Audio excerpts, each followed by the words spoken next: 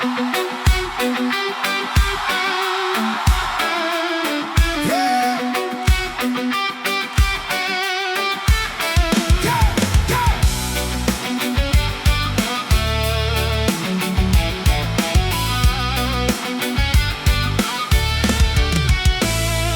matagulan, baha na put sa dalan. Ang mga tao ng lusong bisan walay kasiguruhan. Daghang saad nga gihatag sa atong katilingban. Apan hangtod karon maura gihapon ang kahimtang.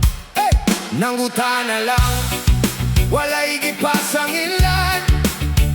Nangita lang ug tubag sa katawang naghulat.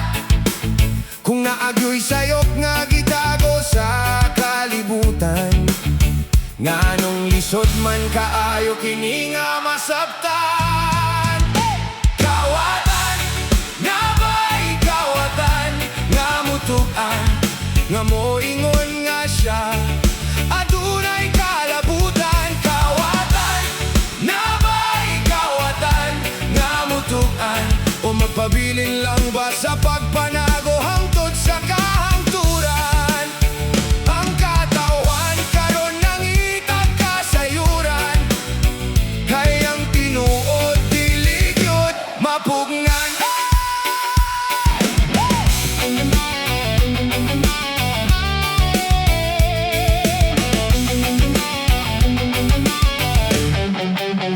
Kung kusog ang ulan, lubog na pud ang kadalanan. Mukaging ang adlawapan, maura gihapon ang kahimtang. Ang paningkamot sama sa pirming naa sa unahan. Apan ang problema, murag wala gyud katapusan. Dili kinahanglan og daghang pasangil nga binuangan. Kung makita unta ang tinuod nga kausaban, kayang serbisyo dili masupot sa istoryahan, kundi sa kaayohan nga mabati sa katawan. Kawatan, nga ba'y kawatan, nga mutuan, nga moingon nga siya, adunay kalabutan. Kawatan, nga ba'y kawatan, nga mutuan, o magpabilin lang ba sa pagpanago hangtod sa kahangturan. Ang katawan karon nangitag kasayuran, kayang tinuod diligyod mapugngan.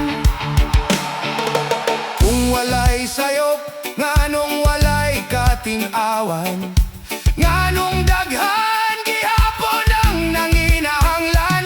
Ang ulan mohunog, ang tubig mohubad sa kadalanan. Apan ang pangutana, magpabilin sa hunahuna sa katawan.